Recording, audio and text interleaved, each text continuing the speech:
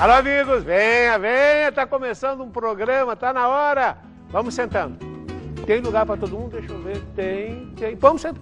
Tem um lugar sobrando ali, ó. Pode sentar. Sente ali, tem lugar. Tá bom. Programa de hoje. Deixa eu ver se você tá me vendo bem. Tá? Ok, o programa de hoje é oftalmologia. Nome dele, Daniel Friedman. Daniel. Como vai, Abraão? Tudo bem. Vamos trabalhar. Obrigado por ter aceito o convite. Eu acho que miopia deve ser uma das patologias, uma das doenças mais comuns dos olhos. Está correto?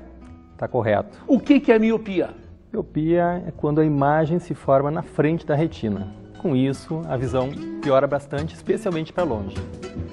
Não tem foco? Para longe não tem foco. Para perto até muitas vezes ajuda bastante. A miopia ajuda a aproximar o jornal. Ajuda para perto. Aquelas pessoas que de repente já estavam usando óculos e passam a enxergar perto. Exatamente. Quem tem vista cansada e tem miopia também acaba se beneficiando. Muitas vezes são aquelas pessoas que dizem assim, pá, o meu pai conseguia ler o jornal sem óculos. Esse provavelmente ou ele é míope dos dois olhos ou pelo menos de um. Míope de um olho pelo menos. Provavelmente. Tá bom. Daniel, tu me disseste uma coisa na nossa conversa que nós tivemos quando preparávamos o programa, que nós temos que detectar lesões nos olhos, ou alterações, ou perturbações, até os 2 anos de idade. Preferencialmente, a ideia é que a visão ela tem o pico de desenvolvimento antes dos 2 anos. Então, se a gente puder deixar a criança já corrigida nessa fase, tanto melhor para toda a vida dela. Ou seja, uma pessoa que tinha uma miopia, por exemplo, alta, 5 graus, 6 graus, e que não foi no oftalmologista, e que só foram descobrir isso no colégio, essa criança poderá ter uma perda visual permanente para o resto da vida. Isso vale para a miopia e principalmente para astigmatismo e hipermetropia. Daniel, quando é que eu vou desconfiar que uma criança tem uma alteração nos olhos? Uma criança de 1 ano. Às vezes é muito difícil a gente desconfiar realmente. Mas uma criança que tem o desvio do olho, o desvio para fora... Estrabismo? O estrabismo. Essa criança ela tem que ir imediatamente para o oftalmologista, se esse estrabismo é para fora, porque isso é um sinal muito importante que pode haver uma doença aí. Se essa é a criança que quando faz um foco, ela... Um olho vai para fora? Ou um olho pode ir para fora.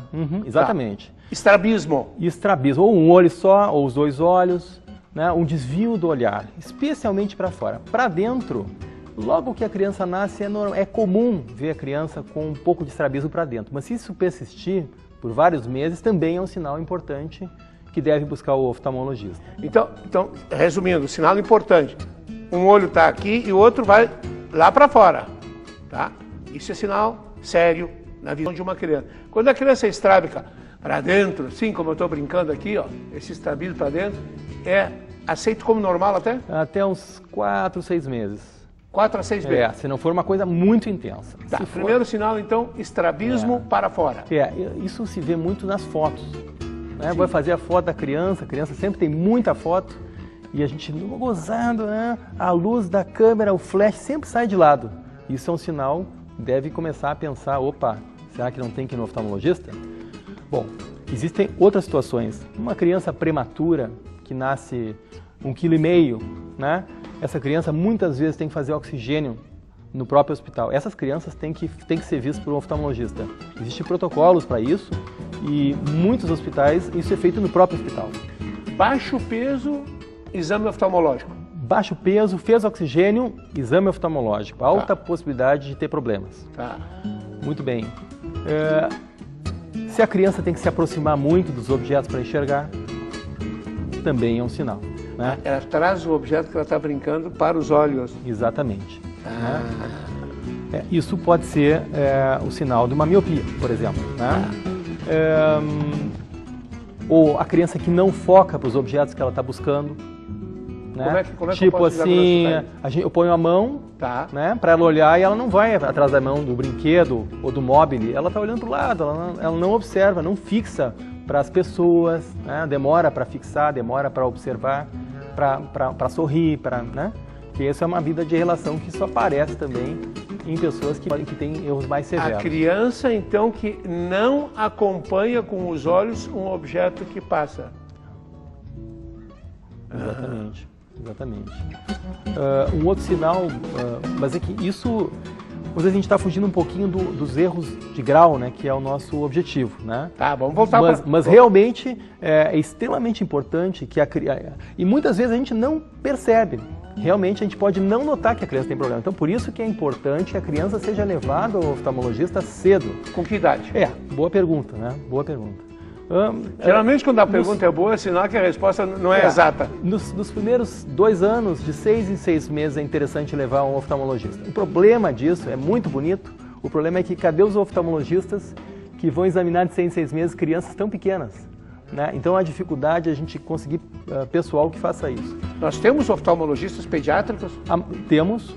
Inclusive em Porto Alegre nós tínhamos a presidente da Sociedade Brasileira de Oftalmologia Pediátrica, minha colega de clínica. Sim. Né? Mas temos excelentes oftalmologistas pediátricos. Mas o problema é que são tantas crianças, né? Não são tantos oftalmologistas pediátricos. Então o oftalmologista geral tem que ter condições de atender a criança pequena também. Tá. Bom, voltamos para a miopia? Voltamos. Como é que eu começo a perceber que eu estou ficando míope? Quando a gente não está enxergando bem para longe, geralmente. A questão da miopia e dos sintomas tem a ver muito com a idade. Né? Então, vamos dizer assim, existe uma tendência... A miopia, então, é quando a imagem se forma na frente da retina, a princípio. Né? Ela tinha que estar mais para trás, mas ela está na frente. Então eu preciso dar um óculos com lente negativa para empurrar essa imagem para trás e atingir a retina. O foco. Então, por exemplo, aqui nós temos bem devagarinho o olho, né? Isso aqui é um modelo em 3D de um olho, né? Fica parado aqui. Eu vou ficar parado aqui. Tu pega a minha caneta e pode dar uma aula para você. Tá aqui. Pronto. Certo. Okay. Então, vamos ficar de lado agora. Eu vou falar algumas coisas sobre esse olho que vai nos ajudar a conversar tudo que vem a seguir daqui para frente. Vou te pedir para usar a mão esquerda. Então, na miopia, a imagem se forma aqui. A retina está aqui. Uma pessoa que não tem grau nenhum, a imagem cai direitinho aqui. Mas na miopia... Ela chega pela córnea, passa pela lente interna e vai focar bem nesse ponto. Exatamente. Nós temos a luz, a imagem passa através da córnea, que é um meio refrativo, ou seja, a gente pode corrigir grau pela córnea, passa pela lente, pelo cristalino. Troca a mão, por gentileza. Que é o cristalino. Nós também podemos corrigir grau via cristalino, pelo cristalino, passa pelo líquido, pelo humor aquoso, o humor vítreo, que é transparente, e chega até a retina. Então, quando a pessoa não tem grau nenhum, o grau 0 ou emétrope, a imagem cai em cima da retina. Na pessoa quem é míope, a imagem cai na frente da retina, e quem é hipermétrope, a imagem cai atrás da retina. Tá. Essa imagem, ela depois é captada pelo sistema, pelos neurotransmissores, pelas células que captam a imagem, e essa imagem é transmitida pelo nervo óptico até o cérebro. Muito bem. Nós temos, no nosso sistema óptico, quando a imagem cai atrás, nós temos como empurrar, o nosso corpo naturalmente empurra a imagem para frente. Nós temos um músculo que faz isso. Mas quando a imagem cai na frente, nós não temos nenhum sistema natural que empurra a imagem para trás. Então, quando a imagem cai para trás, ou seja, nos hipermétropes, o sistema automático... Não te afasta do olho que está saindo fora da imagem. O sistema automático que empurra a imagem para frente requer esforço. Então, esse esforço pode levar a dor de cabeça. Ah, tá bom. Né? Então, o hipermétrope, muitas vezes ele vem no consultório enxergando bem, mas ele não aguenta passar o dia inteiro estudando. É um jovem que está estudando, né? É comum a queixa?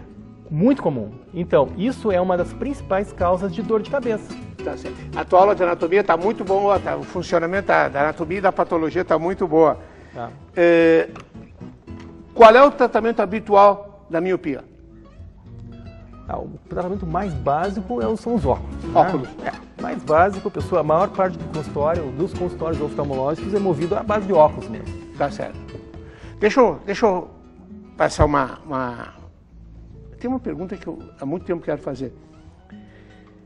Aquele negócio que a gente brinca muito, doutor, eu estou com um problema nos braços. A piada dos oftalmologistas todos conhecem, mas o leigo não conhece. Doutor, eu estou com um problema nos braços. Mas qual é o problema? É que eu pego o jornal e eu preciso espichar os braços. Até um ponto tá me faltando o braço, doutor. Eu não consigo mais afastar o jornal. O senhor pode resolver o problema dos meus braços? A gente dá uma prótese de braço.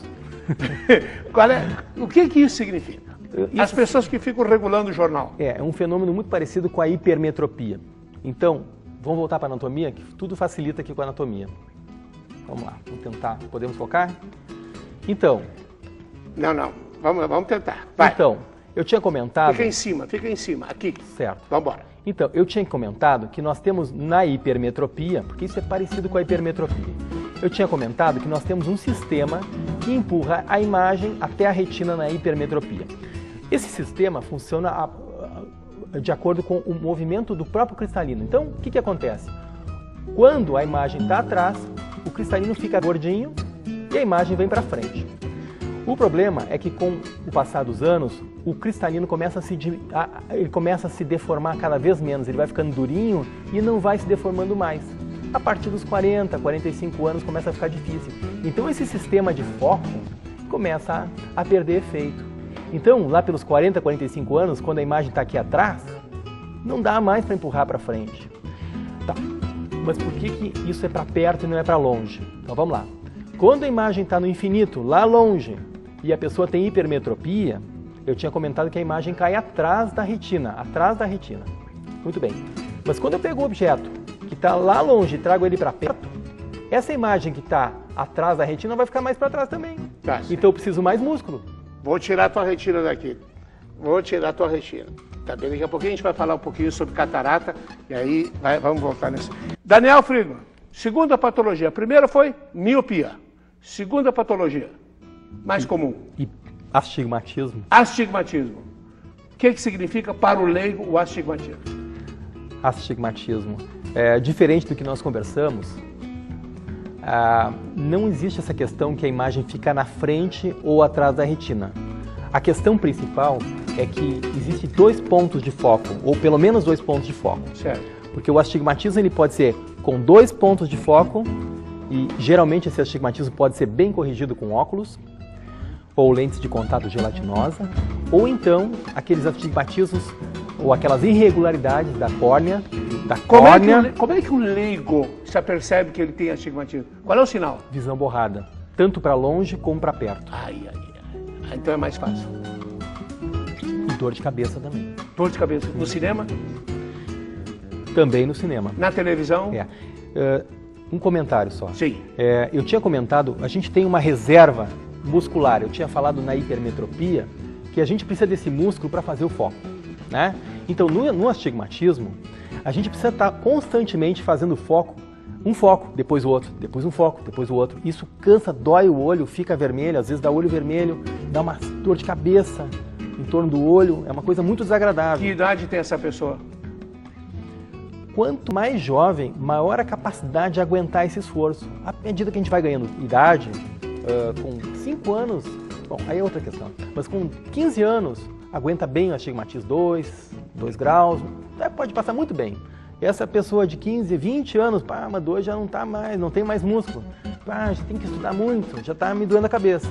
Eu já começo a dar óculos. Isso são casos hipotéticos, mas muito frequentes no consultório. 40 anos, tô com meio grau, não aguento mais. A gente vai perdendo a capacidade de fazer essa contratura muscular que vale tanto para a hipermetropia, como para o astigmatismo, como para a presbiopia que eu tinha comentado. Contratura muscular é exatamente isso aqui, ó. Botar os óculos. Isso é uma contratura muscular, é botar o óculos e fazer o foco. Vai perdendo, vai ficando difícil de enxergar. É o contrário, né? O óculos relaxa o músculo, né? E isso é uma questão interessante, porque na clínica, no consultório, muitas vezes a gente acaba jogando com essa questão do equilíbrio do músculo, né? Ou seja, se o paciente está fazendo muito esforço, eu vou dar só óculos para aquele esforço que ele faz. E vou deixar ele fazer um pouquinho de esforço, aquele esforço que ele não tem queixa. Isso é uma questão muito delicada, porque se eu for dar óculos para cada paciente que eu examinar e ver que tem grau, eu vou dar óculos para todo mundo, né? E não é o que a gente faz. Terceiro assunto. Vamos falar um pouquinho de catarata. Quando é que eu posso desconfiar que eu tenho catarata? Então, normalmente, catarata está relacionado com a faixa de idade. Então, dificilmente uma pessoa com 30 anos tem catarata. A não ser que tenha tido uma batida, um trauma, um acidente, alguma coisa, mas não é comum. Ou algumas medicações, mas o que é o geral? O geral é o paciente a partir de 60, 65 anos que começa a ter uma visão um pouco borrada. Não é tão clara. De dia ou de noite? Depende do tipo de catarata, mas mais à noite. Fica borrada a visão, como se tivesse embaciado o vidro. Um pouquinho embaçado, exatamente. Então, e além disso, a catarata, aquela que é mais comum, ela costuma fazer com que a pessoa fique míope também. Então, eu tinha comentado que o míope tem a ver com o tamanho do olho, né? O olho grande costuma ser o olho míope. Mas na catarata... Vamos pegar, eu pego aqui e tu fala, pega a tua canetinha esquerda, com a esquerda. Então, a miopia... Espera um pouquinho bem. Aqui tu tem enquanto está sendo feito o foco.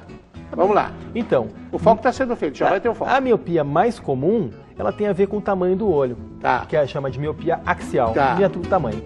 Mas a gente pode ter miopia também porque o cristalino, que é o que faz a catarata, o cristalino fica opaco. Esse aqui. Exatamente, o cristalino fica opaco. Isso é o cristalino, é essa lente que tem atrás da córnea. Aqui está a córnea e aqui está o cristalino. É uma lente, tanto é que ela sai. E tanto é que ela é retirada. A gente põe outra aí no lugar. E põe outra no lugar. Exatamente. Então, quando o cristalino, que é essa estrutura, fica opaco, existe uma piora da qualidade da visão. E aí, como é que se tira isso? Então, o que acontece? Então, um dos sinais de catarata, da mais comum, que é a catarata nuclear, é que a gente vai ficando míope. Então, de repente, a gente começa a enxergar... A pessoa que, de repente, tinha vista cansada, antigamente, começa a não ter mais vista cansada. Agora eu consigo enxergar para perto, mas eu estou ficando melhor. Realmente está ficando melhor. Só que a qualidade da visão está piorando. A pergunta que eu te faço, qual é um ponto que não podemos deixar de falar? O que tu acha que é importante trazer, aproveitar essa oportunidade? Bom, acho que, primeiro que esses miopia, hipermetropia, astigmatismo, realmente costumam ser tratados com óculos ou com lente de contato. Mas muitas pessoas, às vezes, o grau é muito elevado e não tem óculos para isso, é um óculos super pesado, né? E às vezes a pessoa não consegue usar uma lente de contato, então as pessoas sofrem. E hoje nós temos condições de resolver esses problemas também de outras formas. Existem procedimentos cirúrgicos que são adequados para esses casos. Então, o que nós conhecemos, de modo geral, são aquelas cirurgias a laser e que realmente são muito comuns. Então, a gente costuma tratar até 8, 9, 10 graus de miopia com laser.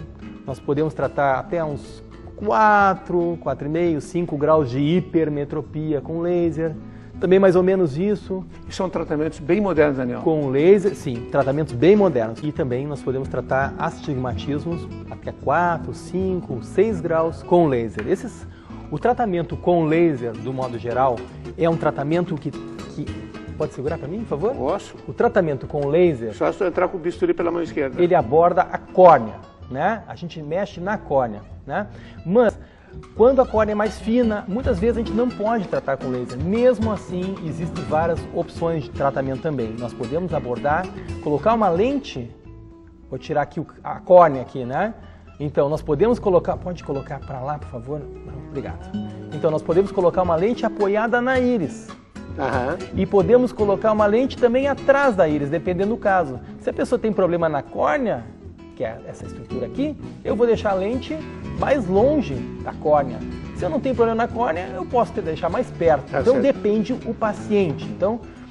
E também existe uma outra forma que é cada vez mais frequente, mais conhecida, que é o tratamento do grau com a troca da lente, do cristalino, que é essa lente aqui. Daniel, muito obrigado pela tua presença, parabéns, parabéns pelo teu trabalho.